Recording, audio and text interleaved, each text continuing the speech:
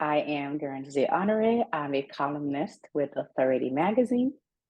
And Rich, would you introduce yourself? Hi, I'm Richard Cambridge. I'm an actor and a producer and a digital entrepreneur. Thank you. Thank you. It's so great to have you, Rich. You wrote an amazing article, and I just had to follow up. I just had to. I just wanted to bring you back with all your energy and uh, have our fans hear everything that you have to say. I really, really like your stance on diversity and creating family-oriented content that everybody could watch. So my first question for you today is, can you share your thoughts on the role of diversity and representation in storytelling? I mean, yeah, of course I can. First of all, thank you for having me. Um, I, I think it shouldn't really be a thing. It should just be inherently with us. And actually, we're moving towards that now. We're not there yet. But in the real world, when I walk out my door, when I walk around in any big city or anywhere in the world, there is inherently different types of people, and that includes the way people look, the way people are inside them. And that should be reflected on the screen, because otherwise we get this sort of bubble. We get this bubble of maybe privilege, making content for the privileged, which doesn't reflect the society that we live in. And then maybe we get a position where people that aren't in those privileged positions think it's not for them. So I grew up in a relatively poor, working class, single parent family in the UK. I'm from the UK. I'm British, but I work primarily now digitally with the United States, with another British person actually, but we own a company in the US, and we see that sort of thing every day. So I hope that the media can reflect opportunity for everyone, and that's what it should be doing. And we're moving towards that, but we're not there yet. I agree 100%. Thank you. Okay, so our second question. How do you ensure that your creative projects promote inclusivity and resonate with a diverse audience? It's really important that scripts reflect the real world, but also the made-up world. It doesn't matter. But casting is very, very important. So I run a platform online called weaudition.com, or I'm a co-founder of We Audition. We've been running it 8 years. We help people make better self-tapes for auditions, help people get their jobs if they're actors and they're applying for jobs. And we also have lots of casting directors on the platform as well. And casting is something that shouldn't be necessarily black or white, to use a different expression. It needs to be inclusive. It needs to reflect. And we're seeing better representations of this. If something's a made-up world, it shouldn't necessarily have, for instance, all straight white people in, for an example. If it's a made-up world, it could have anyone. Who says, if there's a sci-fi world where things float and things are off in space, whatever, and then there's magical world or whatever, then who's to say that the rules of our society and hierarchy here in the UK should be translated across to that magical? Of course not. Of course not. So casting directors and producers and directors have an inherent responsibility to be casting loads of different people in loads of different ways, because that's what's seen on screen, and then that's what our young people see and reflect and think that is correct. That's what they aspire to be. Or if someone thinks that that's not for them, then they might not want to be that. If they see astronauts on movies and they're all one type of person, then maybe the best, most brilliant astronaut that could ever have lived will think, no, that's not for me. I'm going to go and do something else. Maybe they've seen a representation of medicine and they want to go and do that instead. Well, that's a loss to spacecraft or whatever. You get what I'm saying. It's very, very important, and that comes not only from casting and the actors themselves, who just sort of really apply for roles, but it comes from writing as well. And we're in the midst of a writer's strike right now in Hollywood, and one of the things they're fighting against is AI. And actually what AI does, I'm a tech person, so I've been looking at AI for many years. And what it inherently does is mashes up everything that it's had in the past and reserves that as new stuff. That's, that's inherently what our version of AI that we have at the moment does. So what we might do is have something that's mashed up all of that wrong stuff and serving it back to us. We don't want that. We want human beings that have an eye to the future and a moral compass as well. And I think this does come down to that slightly. So it's for writers and their responsibility as well to write good stuff that is reflective of the real world, but also progressive in the way that it can demonstrate better than the real world. So not just reflecting what we have, but a better version of reality. And we see that in television. When you see a rom-com, it's a better version of the real life when you meet someone. It's not like that, is it? It's a heightened version of that. When you see an action movie, if you want to see action movies and those sort of things, then that it's not real life. It's a version of it. It's like what you might imagine. So maybe as filmmakers and writers, we have a responsibility to make a better version of reality in what we show on screen. Yes, I agree 100%. I think you read my thoughts because I was going to ask, as a writer and an aspiring filmmaker, how would I ensure that, the content I create promote diversity? So you already answered that. So great. It's not as a writer, going back to writing as well. Maybe it's the names of your characters as well, or maybe it's their relationships that they have. So if we're talking about, I'm friends with someone who did a very, very big show, and the show had certain names of certain characters, and they actually changed those names because sometimes those names inferred certain cultures, and that might inflect in the way that it was proposed and the people that would cast those roles, but it doesn't matter because it was an imaginary world anyway. So those names were changed to be different names or generic names that didn't have any connotations for certain cultures or colors or sexual orientation or size or weight or fitness level. It didn't matter. It was a made-up world. So like a hobbit, who's to say what kind of a hobbit or whatever, like it wasn't Lord of the Rings. But the idea is that actually some things in our world do inform. So as a writer, the names that you choose and the words that you choose to represent the world sometimes do infer some unconscious bias in the way you write. And that can be used to your advantage. Sometimes you might want to do that to portray a culture, to portray something. That's great. Nothing wrong with that. That's great. But sometimes if you don't mean to do it, it could be an unconscious bias. And we shouldn't be pushing an unconscious bias or certainly pandering to it, in my opinion. I agree. I agree 100%. Like, because okay, so I'm West Indian Caribbean, right? I'm not Black, but I am Black, if that makes sense. Like, the color of my skin is Black, but I'm West Indian. And so when somebody see me, the first thought would be like, oh, this is a Black woman, and then you already have, like you said, that bias around that person, but without knowing, Maybe, So and we shouldn't. yeah. So I think it's really good to not like put people in like, boxes and stuff, and just like be more expressive and then more open. So I agree with what you're saying. Something I find very interesting actually is now we're in a world where we can travel. There's people that have traveled, and then generations of people. I mean in the history of mankind, we're in a period where people have traveled, and the where people are in the world doesn't necessarily mean what they look like anymore. A 1,000 or 10,000 years ago, yes, it probably did, but now it does not. But your accent is really, really giving of where you are born. So I would look at someone and wouldn't know where they're from. But if we had a conversation like yourself, I'd say Americans. I'd say you're American because that's what we'd say as a European, as a British person. I'd say you're American. But that's got nothing to do with what you look like. It's got everything to do with how you sound. And that's really interesting because that's something you pick up when you're a child, and that's part of your culture when you pick it up. And people don't lose it, do they? They generally keep their accent. It's very strange. And as an actor, I do a lot of work with voice, and every week I have lessons or coaching, to work on accents, and my American accent particularly. But when I go to America, people know that I'm British.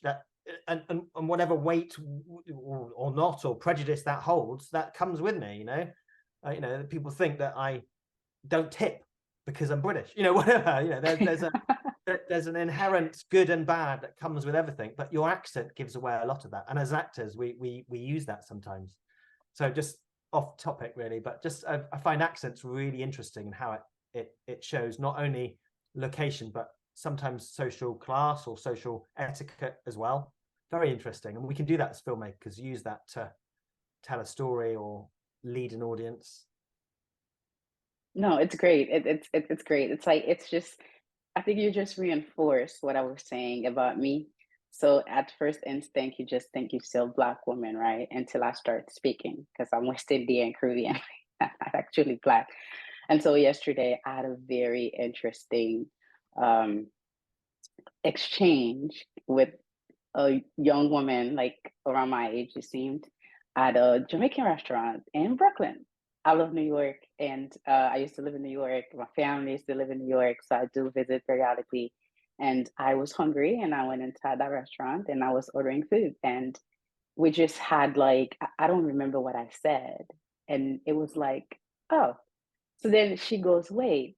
All of a sudden, I hear an accent. Where are you from? And I'm like, I'm West Indian. She said, I can't like quite grasp where you're from. And I'm like, I'm Haitian. And she goes, oh yeah. So she started, and she's Jamaican. So she started talking in her own Jamaican dialect, which I understand. So it was like, it went from this just regular customer and, employee interaction to, okay, we're West Indian, we're All Caribbean of a women. sudden you came by, and your Yes, ears probably tuned into that accent all of yes, a sudden. Oh, because you hear it. If you see something, yes, you hear something, you can sometimes go, oh, and then you hear it more, don't you? Like listening to music and you can pick out the instruments. yes, And then you yes. have more of a connection, presumably. Yes, yes, very much so. I've had people tell me all the time, wait, I didn't know you had an accent. And then it's like, oh, now I can hear your accent. It's like sometimes it's like I feel like sometimes your accent is like a product of your environment, Yeah, yeah, and then yeah. you're there and you feel comfortable. And sometimes I'm like, dang, I'm like struggling to speak normal English because you just reach that comfort level and you just like let go, you know? There's so many accents in there talking about Yeah, yeah. it, where I am. There's different accents for 50 miles down the road, 100 miles down the road would be a different accent again. Well, I live in a place called Bristol, which is, has its own particular accent. And you can pretty much tell where someone, if they live within 10 miles of my house, you can pretty much tell they don't sound like this. They sound slightly different. But you go 100 miles one way, completely different. 100 miles the other way, completely different. 100 miles up, completely different, northern accents. It's unbelievable. And across the whole of the USA as well, there's a lot of different dialects. Yes, yes. I love it. It makes us who we are, right? So Yeah, of course. We're a good big stuff. mixture. Yeah, of course. Talking of diversity, we're all a big mixture, aren't we? That's what makes Hmm. everyone so brilliant. Oh, I do believe as well in a pie as well. Everyone's brilliant, but they have a pie chart of how they're brilliant.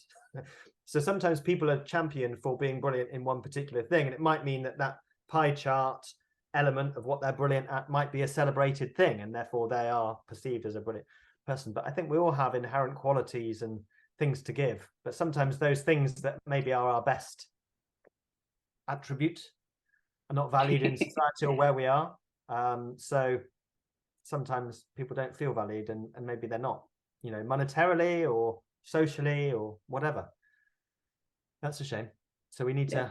to, we have a responsibility as filmmaking and as people in the media to educate as well as entertain, in my opinion. Yes, I agree wholeheartedly. Okay, so our third question. In your experience, how does diversity on and off screen impact the overall quality of a production? How does it impact the quality of a Hmm. production? How well something is made, Uh, so, ho- well, or yes, how it like turns how do out? you feel like diversity on and off screen, yes, impact that? It shouldn't matter, should it? If people are making good films, it shouldn't matter, what. But I think if we're telling stories, and we inherently are telling stories in the media, and when we're making films, we're inherently telling stories that sometimes reflect the real world, and there's sometimes, put across an opinion or inform or entertain. I've just talked about that. But if they're telling small-minded stories, or if they're telling things that don't matter, or if they're telling things that aren't factually correct or biased, then that's not a good thing for the progression of society. And sometimes if you're trying to tell a story and you're not from that community, well, that can be an incorrect story, and that can do more damage than good. So if we're telling things that reflect the real world, or if we're telling things that want to progress the world and make it a better place, then we need all sorts of viewpoints and people creating those products. You can't have something that's authentic if those voices don't come true. I can't pretend to be someone I'm not. I'm from the south of England. I can't pretend to be a northerner because I don't come from there. I don't know the cultures. I don't know. So I shouldn't really be making films about that unless I go live there and I speak to people. But inherently by doing that, I would probably bring those people on board to make it a more diverse project. Yes. And what I mean by that is diversity is not just skin color. It's where people live, what people sound like, you know, sexual orientation and size and age and all these things that we talk about. I'm talking about all of that for diversity. So if you're telling a story, you really do need to have that behind the camera and in front of the camera as well. And that's something we're moving towards. I've mentioned it before. We are moving towards that. But I am seeing things like commercials. We're seeing rather than a commercial being all white or all black or all one thing, we are seeing commercials now with mixed race families, and we're seeing gay couples having families, because where it doesn't matter for the story, it doesn't matter, you know, if there's a child running around the floor, it could be two mums, it could be two dads, it doesn't even matter, is it? If it's about nappies, for instance, it's a baby, bad example, but you know, sometimes things don't matter, and we're seeing those come through on commercials, and quite often those commercials that are trying to sell stuff are at the cutting edge. They're at that, you know, if it really mattered for the product of that sales, people might not do it, but now people are doing that as part of commercials. They're selling their products and people want to see that, and they're able to do that and represent when they're making those. So we're really seeing that now with commercials, a real cross section of people. And in casting as well, when people are asking Sorry. for people to submit for projects, they're asking for all sorts of people, you know, so it doesn't necessarily matter how old you are, how young you are, how big you are, small you are, you know, they want the best person for the job, and that might mean the best person that feels like that character. It doesn't necessarily mean that they look a certain way.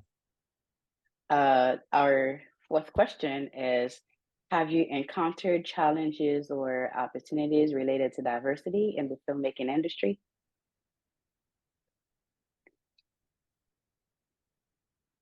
I think when I first started doing filmmaking, it was primarily a rich white person's job, and to some extent that is the case now, and this is in the UK.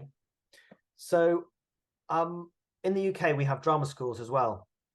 It's a big deal. It's less so because training is more vocational and on the job in the US and certainly in Hollywood. But in the UK we have a system whereby a lot of people will go to drama school when they're 18, 19 or around that age, and they will qualify and they'll be the best person they can. Now, what's happening at the moment and what has happened in the past is that training is very expensive, and then that means that only the rich people go to those classes, which then means that the best drama schools have the best the rich people, and then they have the best agents, and then they go forward to be in the TV shows. So we've had a thing for 20, 30 years whereby that sort of level, that top level, is those big premium drama schools are fed with richer students. So that is not diverse in my, you know, I didn't go to drama school, and that was, I mean, it was almost certainly because I couldn't afford to go to drama school. It wasn't something for me. It wasn't something that I had parents that could afford to do it. And the amount of money that cost when I was 18 was so frighteningly large that I wasn't prepared as a working class normal person to do. That wasn't a risk that I could undertake. Now, you might say now, oh, everybody does that. Now, we're in a slightly different time now where all university places and college places in America do cost money. But back then, 20 years ago, 25 years ago, when I was thinking about that, there was a work opportunity to go and work you could, I could have potentially done some other qualifications where I would be paid to do so, or I could take tens of thousands of pounds to undertake a creative course in acting, which I might made a career of or might not, but I would have certainly had to pay that money back, whatever. Now, that wasn't something I was prepared to take the risk on. But if I had been from a very rich family, yes, I would have done. I might have done. I might have been pushed to do it by my family because that inherent risk wouldn't have been there. So that makes it a very undiverse pool of people who are then trained to be the elite of acting. And that was 25 years ago. And then imagine that put forward to now. We're seeing a lot of those people coming to the sort of age that I am now. And there's lots of people that are quite posh people who have now risen to be in drama. Now, I'm really pleased to say that there's a massive push and there's a huge amount of very, very hugely talented people that are being cast in stuff and working in stuff. And I'm so pleased to see that. I'm absolutely so pleased to see that. And I've managed to work for the last 25 years and I've been doing okay. And the way I speak, talking of what we speak as well, is probably slightly different to how I probably am, because I've thought, well, you know, to be part of that world, maybe I need to be a little bit posher and a little bit more privileged, a little bit more elite. That's not me, but I think that it's not very diverse, but we're seeing a little more move towards it, and that happens with the stories that people tell and the stuff on screen. I'm also, to go back to your question, have I experienced things detrimentally because of non-diverse? I think that was the question. I'm paraphrasing, but yes, for drama school, yes, I have. And now we're seeing a phase where people a phase where people are being cast proactively because of the color of their skin and because if they want, you know, I call it pantomime casting. In a play, we have these pantomimes, these plays in England, which are very traditional plays, and you have, you know, something of this, something of that, something for the dads, something for the mums, something for the kids, you know, everything. But in a way, casting is doing that a little bit now. You know, we're having a smorgasbord of different things in every cast. Now, I don't think that's a bad thing. We're going through a phase, and there'll be different projects for different communities, but I really champion that, and I think it's a wonderful thing. Now, I'm making the stuff myself, and I'm very mindful of the characters that are involved in that. Now, if I was writing something or being involved in a writing panel, and I thought that it was very biased towards one or the other, unless there was a reason for it, what reason that is, I don't know. It depends on the story. It certainly shouldn't happen. And if it did happen, then that's probably going to inform the next generation of people in a good or a bad way. So I think we have a way to make that better. So yes, I have experienced it, and I don't like it, and I think I'm very proactive in making sure that that doesn't happen for lots of reasons going forward. With my company, We Audition, we actually have we were one of the first companies online to do some digital things to help that as well, because sometimes if a role isn't a male or a female role, it could be anyone, right? So we see some sort of prejudice against those roles. You know, maybe someone thinks a doctor needs to be a female, or a nurse needs to be a male, or vice versa, or something like that. But it doesn't matter. But we were one of the first people, if not the first person, to have like a non-binary drop down as well, or other. It wasn't non-binary, you know, it's just male, female, other. And the reason we did that not was for self-selection into certain roles that were available. It was actually because our language inherently puts people into actor or actress, which we don't do so much anymore, or it says he or she or them or we can't use them or they all the time. So inherently, when the way that we're talking about roles, we need to adjust that, and where we're talking about people's accounts. So we actually did that very, very early on when we first started setting up the site, and that was a decision we made 8 years ago, which then seemed really sort of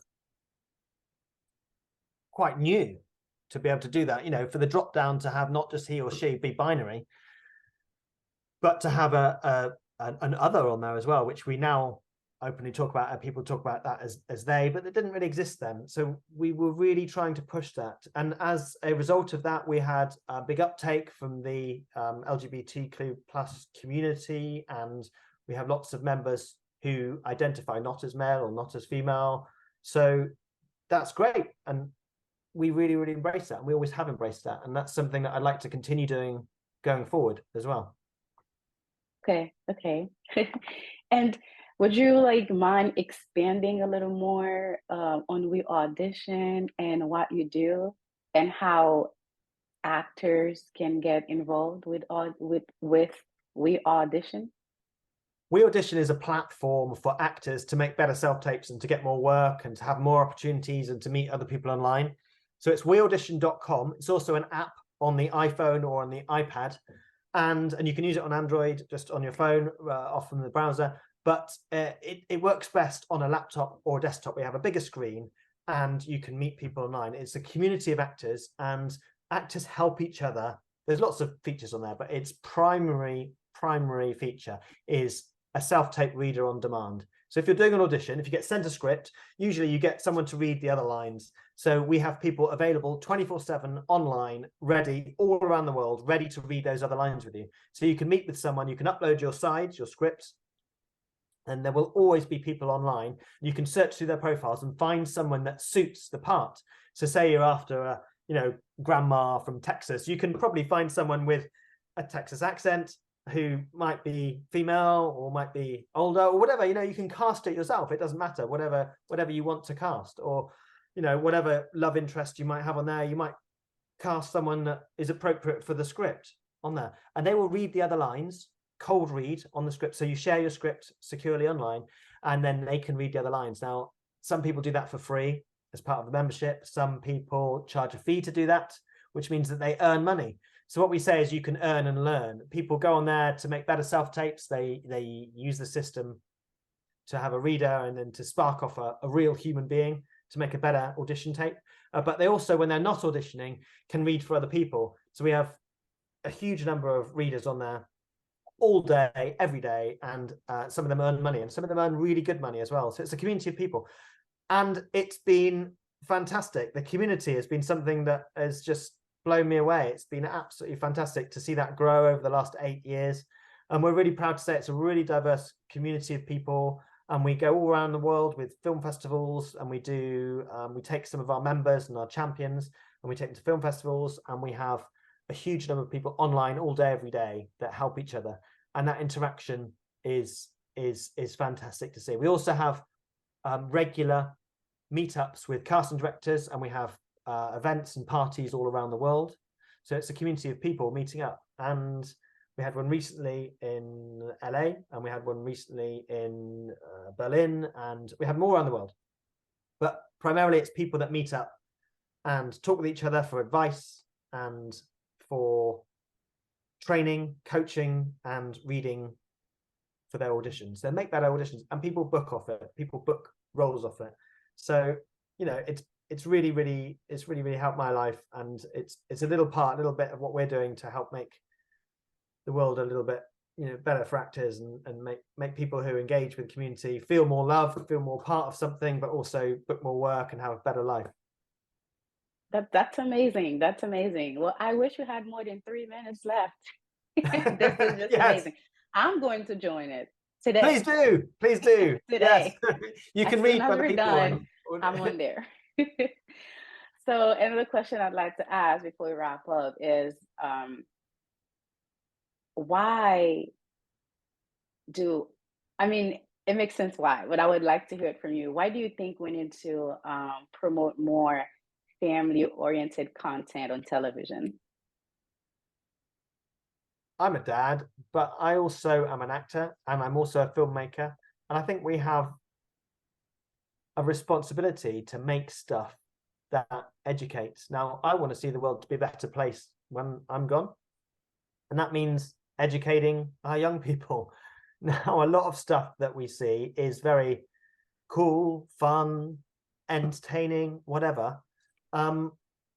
But that doesn't necessarily mean it's right. I see a lot of stuff that's entertaining and has a good social message, and it's fantastic. But I also see a lot of stuff that has a bad social message that is entertaining. Mhm. I don't particularly want to live in a world where we're talking about AI very briefly, if it's regurgitating all the movies that are successful, it might take all the gun movies and all the fighting movies with lots of death and people doing machine gunning everyone and being the hero.